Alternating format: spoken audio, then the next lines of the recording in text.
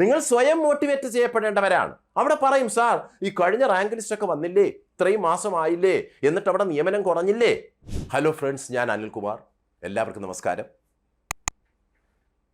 2025 PSC ഉദ്യോഗാർത്ഥികളെ സംബന്ധിച്ച് ഏറെക്കുറെ സന്തോഷകരമായൊരു വർഷമായിരുന്നു. കാരണം അപേക്ഷിക്കാൻ ധാരാളം തസ്തികകൾ കിട്ടി, കുറേയേറെ പേർക്ക് അവരുടെ ജോലി ലഭ്യമാവുകയും ചെയ്തിട്ടുണ്ട്. കഴിഞ്ഞ റാങ്ക് ലിസ്റ്റുകളിൽ നിന്നൊക്കെ നമുക്കറിയാം, LDCയുടെയും LGSൻ്റെയും ഒക്കെ ആ ഒരു ക്യാൻസലായ റാങ്ക് ലിസ്റ്റിൽ നിന്ന് നല്ല രീതിയിൽ പണ്ട് നടക്കുന്നത് പോലെ തന്നെ നിയമനങ്ങൾ നടന്നിരുന്നു. 902 കാറ്റഗറികളിലേക്ക് നിയമനം നടത്തിക്കൊണ്ട്, നിയമനമല്ല വിജ്ഞാപനം പുറപ്പെടുവിച്ചുകൊണ്ട് PSC ഒരു റെക്കോർഡ് സൃഷ്ടിക്കുകയും ചെയ്തിരുന്നു. അങ്ങനെ നമ്മൾ 2026 കടക്കുകയാണ്. 2026 കടക്കുമ്പോൾ ഇതിനെ പരീക്ഷകളുടെ വർഷമായിട്ടാണ് 2025 അപേക്ഷകരായ ഉദ്യോഗാർത്ഥികൾ കരുതുന്നത്. കാരണം അവർക്ക് വിശ്രമിക്കാൻ സമയമില്ല. പ്രിലിംസ്, മെയിൻസ് മാത്രമുള്ളവയ്ക്ക് മെയിൻസ്, അങ്ങനെ പ്രാക്ടിക്കൽ ടെസ്റ്റ്, ഫിസിക്കൽ ടെസ്റ്റ്, ഇങ്ങനെ അവരുടെ ആ വർഷത്തെ ദിനങ്ങൾ കടന്നു പോകുന്ന ഒരു അവസ്ഥ, ഒരു ടൈറ്റ് ഷെഡ്യൂളാണ് അവിടെ ഉള്ളത്. അപ്പോൾ കഴിഞ്ഞ വർഷം ഈ 1/1/2008 ജനിച്ചവർക്ക് അപേക്ഷിക്കാൻ പറ്റിയിരുന്നില്ല. കാരണം 18 വയസ്സ് തികഞ്ഞില്ല. അവർക്ക് ഈ 2026 18 വയസ്സ് തികയുമ്പോൾ അവർ കൂടി ഒരു വലിയ വിഭാഗമുണ്ട്. അവർ ഗോദായിലേക്ക് ഇറങ്ങിയാണ്. അവർ ഒരുപക്ഷെ ഇപ്പോൾ ഡിഗ്രിക്കൊക്കെ പഠിച്ചുകൊണ്ടിരിക്കുന്നവരായിരിക്കും. അവരും ഗോദായിലേക്ക് വരികയാണ്. അങ്ങനെ മത്സരം കടുക്കുകയാണ്. ഈ മത്സരം കടുക്കുന്ന ഈ സാഹചര്യത്തിൽ അതുപോലെ തന്നെ സർക്കാരിൻ്റെ മറ്റൊരു തീരുമാനം, പെൻഷൻ നമുക്കറിയാം പ്രായപരിധി വർദ്ധിപ്പിച്ചത് 36 40 ആക്കിയത്. അപ്പോൾ ഏജ് ഓവറായി എന്ന് കരുതിയിരുന്ന കുറേ വീട്ടമ്മമാർ, മുതിർന്ന ആൾക്കാർ, അവരെ സംബന്ധിച്ചിടത്തോളം അവർക്ക് മത്സരിക്കാനുള്ള ഒരു അവസരം ലഭ്യമാക്കുമ്പോൾ അവർ ഉശിരോടെ രംഗത്ത് വരികയാണ്. അപ്പോൾ ഇവർക്കൊക്കെ ഈ 2026 അപ്ലൈ ചെയ്യാൻ പറ്റുന്ന വളരെ പ്രധാനപ്പെട്ട ഒരു തസ്തിക തന്നെയാണ് പാവങ്ങളുടെ IAS എന്നറിയപ്പെടുന്ന LDC എന്ന കാര്യത്തിൽ സംശയമില്ല. ഇതിൻ്റെ നോട്ടിഫിക്കേഷൻ എന്നാണ് വരിക, ആർക്കൊക്കെയാണ് ഇതിൻ്റെ പ്രയോജനം ലഭിക്കുക, എന്താണ് ഇതിൻ്റെ നിയമന നില, അതുപോലെ തന്നെ ഏതൊക്കെ പ്രായത്തിലുള്ളവർക്കാണ് ഇത് അപ്ലൈ ചെയ്യാൻ കഴിയുക, ഇങ്ങനെയുള്ള കാര്യങ്ങളൊക്കെ നമുക്ക് പരിശോധിക്കാം. നമുക്കറിയാം, ഉയർന്ന പ്രായപരിധി 36 നിന്ന് 40 ആക്കി ഉയർത്തിയതിനാൽ കഴിഞ്ഞ വർഷം പോലും ബിവറേജസ് LDC പോലുള്ളവ ക്ഷണിച്ചപ്പോൾ അയക്കാൻ കഴിയാതിരുന്ന ഹതാശയരായ ഒരു വിഭാഗം ഉദ്യോഗാർത്ഥികൾക്ക് 2026 LDC വിജ്ഞാപനത്തിൽ അവരുടെ ഭാഗ്യം പരീക്ഷിക്കാൻ, ഭാഗ്യമല്ല അവരുടെ കഴിവ് പരീക്ഷിക്കാൻ അവസരം വരികയാണ്. പിന്നെ ഞാൻ നേരത്തെ പറഞ്ഞതുപോലെ തന്നെ ഇപ്പോൾ പുതുതായി 2008 ജനുവരി 1 അതിനു മുൻപോ, നേരത്തെ 2008 ജനുവരി 1 അതിനു മുമ്പോ ജനിച്ചവർക്ക് രക്ഷയില്ലായിരുന്നു. 2007 ജനുവരി 1 അതിനു മുമ്പോ ജനിക്കണമായിരുന്നു. ഇപ്പോൾ 2008 ജനുവരി 1 അതിനു മുമ്പോ ജനിച്ചവർക്ക് കൂടി അവസരം ലഭിക്കുന്നു. ആ ഒരു അവസരം ലഭിക്കുന്നു എന്ന് പറയുമ്പോൾ 2026 വിജ്ഞാപനങ്ങളിൽ നമ്മൾ ഈ പറഞ്ഞ പ്രായപരിധി കഴിഞ്ഞു നിന്ന ആൾക്കാരോടൊപ്പം ഇവരും പങ്കാളികളാകുന്നു എന്ന ഒരു രസകരമായ പ്രത്യേകത ഈ പ്രാവശ്യത്തെ പോരാട്ടത്തിനുണ്ട്. അപ്പോൾ നമുക്ക് മനസ്സിലാക്കേണ്ട ഒരു കാര്യം, എന്നാണ് ഈ LDCയുടെ വിജ്ഞാപനം വരിക, എന്നായിരിക്കും LDCയുടെ പരീക്ഷ നടക്കുക, എന്നായിരിക്കും റാങ്ക് ലിസ്റ്റ് വരിക, ഇപ്പോഴതിൻ്റെ സ്റ്റാറ്റസ് എന്താണ്, നിങ്ങൾ അറിയേണ്ട കാര്യങ്ങൾ അവയൊക്കെയാണ്. അത് മാത്രം ചർച്ച ചെയ്തുകൊണ്ട് നമുക്ക് ഈ വീഡിയോ അവസാനിപ്പിക്കാം. നോക്കൂ കുട്ടികളെ, 1/8/2025 നിലവിൽ വന്ന പുതിയ റാങ്ക് ലിസ്റ്റ്, അതിൻ്റെ കാലാവധി 31/7/2028 വരെയാണ്. അതുകൊണ്ട് തന്നെ 1/8/2028 ഒരു പുതിയ റാങ്ക് ലിസ്റ്റ് ഉണ്ടാകേണ്ടതുണ്ട്. അവിടെ നോട്ടിഫിക്കേഷൻ നമ്മൾ പ്രതീക്ഷിക്കുന്നത് നവംബർ ഡിസംബർ 2026. 2026 എടുത്തടിച്ച പോലെ ഇപ്പോൾ ഇതിൻ്റെ നോട്ടിഫിക്കേഷൻ വരുമെന്നും കരുതരുത്. കാരണം സമയമുണ്ട്. 1/8/2028 റാങ്ക് ലിസ്റ്റ് വന്നാൽ മതി. 2026 നവംബറിലോ ഡിസംബറിലോ ഈ നോട്ടിഫിക്കേഷൻ ഉണ്ടാകും എന്ന പ്രതീക്ഷയോടുകൂടി പഠിച്ചു തുടങ്ങുക. നോട്ടിഫിക്കേഷൻ വന്നിട്ട് പഠിക്കുന്നവരല്ല ജേതാക്കൾ, അത് നമ്മൾ മനസ്സിലാക്കണം. അവിടെ ഞാനിത് പറയുമ്പോൾ തന്നെ ചില ആൾക്കാരൊക്കെ ഇതിങ്ങനെ കണ്ടിരുന്നിട്ട് സാറങ്ങ് സുഖിപ്പിക്കുകയാണല്ലോ, ഞങ്ങളെ അങ്ങ് പറഞ്ഞ് മോട്ടിവേറ്റ് ചെയ്തുകൊണ്ട്, നിങ്ങളെ മോട്ടിവേറ്റ് ചെയ്യുക അല്ലാതെ നിങ്ങളെ താഴേക്ക് പിടിച്ചു കൊണ്ടുപോകാൻ പറ്റുമോ? നിങ്ങൾ സ്വയം മോട്ടിവേറ്റ് ചെയ്യപ്പെടേണ്ടവരാണ്. അവിടെ പറയും, സാർ ഈ കഴിഞ്ഞ റാങ്ക് ലിസ്റ്റൊക്കെ വന്നില്ലേ, ഇത്രയും മാസമായില്ലേ, എന്നിട്ട് അവിടെ നിയമനം കുറഞ്ഞില്ലേ എന്നൊക്കെ നിങ്ങൾ പറയുമ്പോൾ അതുകൂടി നിങ്ങളുടെ മുന്നിലേക്ക്, പോസിറ്റീവും നെഗറ്റീവും ഇരിക്കട്ടെ, രണ്ടും നിങ്ങളുടെ മുന്നിലേക്ക് അവതരിപ്പിക്കേണ്ടത് ആവശ്യമാണ്. അവിടെ എന്താ സംഭവിച്ചത്? നമുക്കറിയാം, തിരുവനന്തപുരം ജില്ല 29/1/2026 വരെ, 1/8/2025 എ ലിസ്റ്റ് വന്നത്. 29/1/2026 വേക്കൻസികൾ, അഡ്വൈസ് അല്ല ഞാൻ പറയുന്നത്, അതുവരെ PSC ഓഫീസിൽ കിട്ടിയ വേക്കൻസികൾ ഫില്ല് ചെയ്തപ്പോൾ 41 നിയമനങ്ങൾ നടന്നു. ഇനി ഫില്ല് ചെയ്യാൻ അവശേഷിക്കുന്ന 11 വേക്കൻസി ഉള്ളതായിട്ടാണ് നമുക്ക് വെബ്സൈറ്റിൽ നിന്ന് മനസ്സിലാക്കാവുന്നത്. 17/2/26 വരെയുള്ള കണക്കാണ്. മറ്റുള്ളത് വന്നിട്ടുണ്ടെങ്കിൽ അവർ അപ്ഡേറ്റ് ചെയ്യേണ്ടതുണ്ട്. ഞാൻ അപ്ഡേറ്റ് ചെയ്ത കണക്കനുസരിച്ചാണ് പറഞ്ഞത്. അപ്പം 41ഉം 11ഉം കൂട്ടും ഏകദേശം 52 നിയമനങ്ങളെ ആകുന്നുള്ളൂ. കൊല്ലത്ത് ഈ 8/1/26 വരെ 41 ഇതുവരെയുള്ള വേക്കൻസി, അഡ്വൈസ് അല്ല. പിന്നെ ഇപ്പോൾ 13/2/2026 വരെ 9 ആയിട്ട് പറയുന്നു. അപ്പോൾ ഒരു 50 എണ്ണമാണ് നമുക്ക് അവിടെ കണക്ക് കൂട്ടാൻ കഴിയുക. പത്തനംതിട്ടയിൽ ഇതുപോലെ കണക്ക് കൂട്ടുമ്പോൾ 46/3, 49. ഈ ഡേറ്റുകൾ ഞാൻ ഇനി പറയുന്നില്ല, അതിന് പ്രസക്തിയില്ല. നിങ്ങളുടെ സമയം എന്തിനാ കളയുന്നേ? 30/5, 35, ഇത് 32ഉം 25ഉം. അവിടെ എത്ര വരുന്നുണ്ട്? 32, 25ഉം വരുമ്പോൾ അവിടെ എത്ര വരുന്നു? 67, 57. പിന്നെ ഇവിടെ 32ഉം 11ഉം 32ഉം 10ഉം 42, 43. എറണാകുളത്ത് 43, 15 അല്ലേ? അപ്പോൾ ഇങ്ങനെ 58 വരുന്നുണ്ട്. ഇങ്ങനെ നിയമന നില നമുക്ക് കാണാൻ കഴിയും. തൃശ്ശൂരാകട്ടെ 48, 22/12/2025 വരെ ലഭിച്ച വേക്കൻസികൾ. പിന്നീട് 13/2/2026 വരെ ലഭിച്ച 28 വേക്കൻസികളുണ്ട്. പാലക്കാട് 56 നിയമനങ്ങൾ, 31/1/2026 വരെ ലഭിച്ച വേക്കൻസികളിൽ 15 എണ്ണം ഇനി അഡ്വൈസ് ചെയ്യാൻ അവശേഷിക്കുന്നുണ്ട്. അപ്പോൾ 56 + 15 കൂട്ടുക. ഇവിടെ മലപ്പുറത്ത് 45 + 25 70, കോഴിക്കോട് 40 + 5 45, വയനാട് 24 + 1 25, കണ്ണൂർ 40 + 3 43, കാസർഗോഡ് 16 + 1 17. ഇങ്ങനെയാണ്. അപ്പോൾ ഇതിൽ ശരിയാണ്, താരതമ്യേന നമ്മൾ കഴിഞ്ഞ റാങ്ക് ലിസ്റ്റൊക്കെ വന്നൊരു 6 മാസത്തെ പ്രകടനമൊക്കെ വിലയിരുത്തുമ്പോൾ, 6-7 മാസത്തെ പ്രകടനം വിലയിരുത്തുമ്പോൾ ഇതിനേക്കാൾ ഇച്ചിരി മെച്ചപ്പെട്ട രീതി നടന്നിട്ടുണ്ട്. പക്ഷേ എനിക്ക് തോന്നുന്നു ഇനി മുന്നോട്ട് പോകെ തീർച്ചയായും അഡ്വൈസിൽ സ്പീഡ് ഉണ്ടാകും. കാരണം LDC തസ്തികകളൊന്നും തന്നെ വെട്ടിക്കുറയ്ക്കുവാൻ സർക്കാർ നാളിതുവരെ തീരുമാനിച്ചിട്ടില്ല. അപ്പോൾ റിട്ടയർമെൻറ്റിനനുസരിച്ചും ഈ തസ്തികയിൽ നിന്ന് മറ്റൊരു തസ്തിക കിട്ടിയ ആളുകൾ പോകുന്നതിനനുസരിച്ചും പ്രൊമോഷൻ ഉണ്ടാകുന്നതിനനുസരിച്ചും ഒക്കെ വേക്കൻസികൾ ഉണ്ടായിക്കൊണ്ടിരിക്കും. അതുകൊണ്ട് ഈ ഒരു രംഗത്തെപ്പറ്റി നിങ്ങളിപ്പോൾ ഓർക്കണ്ട. പുതുതായിട്ട് രംഗത്തേക്ക് വരുന്ന സമയം അഡ്വൈസിന് വേണ്ടി റാങ്ക് ലിസ്റ്റിൽ കാത്തിരിക്കുന്നവർ തീർച്ചയായിട്ടും അതാത് ഡിപ്പാർട്ട്മെൻറ്റ്, ഇതിൻ്റെ വേരിയസ് ഡിപ്പാർട്ട്മെൻറ്റ്, ധാരാളം ഡിപ്പാർട്ട്മെൻറ്റ്, ആ ഡിപ്പാർട്ട്മെൻറ്റുകളിലൊക്കെ വിവരാവകാശം കൊടുക്കണം. അവരെ വീർപ്പ് മുട്ടിക്കണം. വീർപ്പ് മുട്ടിച്ചിട്ട് എത്ര പേർ റിട്ടയർ ചെയ്തു, അതിലെത്ര വേക്കൻസി നിങ്ങൾ അഡ്വൈസ് ചെയ്തു, എത്ര പേർക്ക് പ്രൊമോഷൻ കിട്ടി, അപ്പോൾ അതിലേക്ക് എത്ര പേരെ പ്രൊമോഷൻ നടത്തി, LDC വേക്കൻസി ഉണ്ടായപ്പോൾ അത് റിപ്പോർട്ട് ചെയ്തോ, എത്ര NJDകൾ വന്നു അത് റിപ്പോർട്ട് ചെയ്തോ, ഇങ്ങനെ നിരന്തരം ചോദ്യങ്ങൾ ചോദിച്ചവരെ ബുദ്ധിമുട്ടിക്കൊണ്ടിരിക്കുക. പക്ഷേ നിങ്ങൾ പരീക്ഷ എഴുതാൻ പോകുന്ന ആളുകൾ ഇതൊന്നും മനസ്സിൽ ചിന്തിച്ച് അതിൻ്റെ ഭാരം എടുത്തു വെക്കണ്ട എന്നാണ് എൻ്റെ അഭിപ്രായം. പിന്നെ എന്തായാലും പ്രായപരിധി കൂട്ടിയ സാഹചര്യത്തിൽ നിങ്ങൾക്ക് LDC SLC ആണ് യോഗ്യത എന്നുള്ള കാര്യം നിങ്ങൾക്കറിയാം. ഇവിടെ ആർക്ക് അയക്കാൻ കഴിയുമെന്ന് ചോദിച്ചാൽ 18-40 ആണ്. 18-36 പകരം 18-40 ആയിരിക്കും പുതിയ LDCയിലെ പ്രായപരിധി വരിക.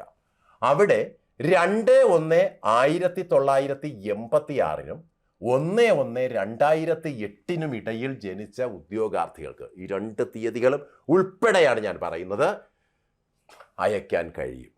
ഇനി SC ST വിഭാഗങ്ങളാണെങ്കിൽ അവർക്ക് 5 വർഷ വയസ്സിളവ്, 45 വയസ്സ് വരെ അപേക്ഷിക്കാം.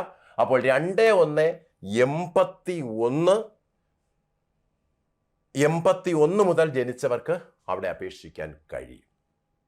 അങ്ങനെ ഒരു സാഹചര്യം അവർക്ക് അവിടെ ലഭിക്കും. കാരണം 5 വർഷമാണ് അവർക്ക് അവിടെ വയസ്സിളവ് ലഭിക്കുക. അപ്പോൾ 1981 മുതൽ ജനിച്ചവർക്ക് അയക്കാൻ കഴിയുന്നൊരവസ്ഥയുണ്ടാകും. പിന്നെ LDCയുടെ യോഗ്യത എന്ന് പറയുന്നത് SLC ആണ്. പക്ഷെ അതിനേക്കാൾ ഉയർന്ന ഒരു യോഗ്യത ഡിഗ്രിയൊക്കെ നിങ്ങൾക്ക് ഉണ്ടെന്നിരിക്കട്ടെ.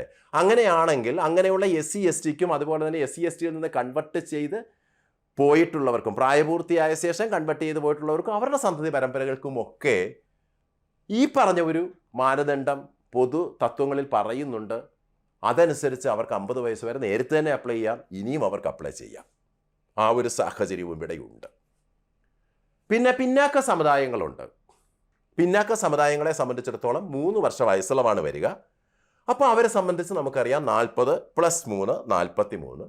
അപ്പോൾ അവർക്ക് തീർച്ചയായിട്ടും നമുക്കറിയാം ജനറലിന് 1986 പറഞ്ഞത്, 2186 പറഞ്ഞത്. ഇത് 2183 മുതൽ ജനിച്ചവർക്ക് അപേക്ഷിക്കാം. പ്രായപരിധിയെ സംബന്ധിച്ച് നിങ്ങൾക്കൊരു ക്ലാരിറ്റി കിട്ടിക്കാണുമെന്നാണ് ഞാൻ കരുതുന്നത്. കാരണം ഇത് ഞാൻ പറയാൻ കാരണം ഇന്ന് രാവിലെ മുതൽ ഞാൻ ധാരാളം ഫോൺ കോളുകൾ അറ്റൻഡ് ചെയ്തപ്പോൾ അവർക്കൊക്കെ സംശയം, അവിടെ 40 വയസ്സാണോ തികയുന്നത്? ഈ പറയുന്ന 1/1/2026 40 ആണോ തികയേണ്ടത്, 41 ആണോ തികയേണ്ടത്? ഇതൊക്കെയാണ് എല്ലാവരുടെയും സംശയം. അതിനൊരു ക്ലാരിറ്റി വരുത്താൻ വേണ്ടിയാണ് ഞാൻ ഇങ്ങനെ ഒരു വീഡിയോയിൽ ഈ കാര്യം ഉൾപ്പെടുത്തിയത്. അപ്പോൾ കാര്യങ്ങൾ വ്യക്തമാണ് എന്ന് കരുതുകയാണ്. പിന്നെ LDCയെ സംബന്ധിച്ച് പേ സ്കെയിലിനെ പറ്റി പറയുമ്പോൾ നിലവിലുള്ള പേ സ്കെയിൽ 26,500, 60, 700 എന്നുള്ളതാണ്. പക്ഷേ ഈ പേ സ്കെയിലൊക്കെ കണ്ടയോ ഇത് കുറവാണല്ലോ എന്നുള്ള ധാരണയൊന്നും ആർക്കും വേണ്ട. ശമ്പള പരിഷ്കരണം ഉടൻ വരികയാണ്. കാരണം ശമ്പള പരിഷ്കരണ കമ്മീഷനെ പ്രഖ്യാപിച്ചു കഴിഞ്ഞു.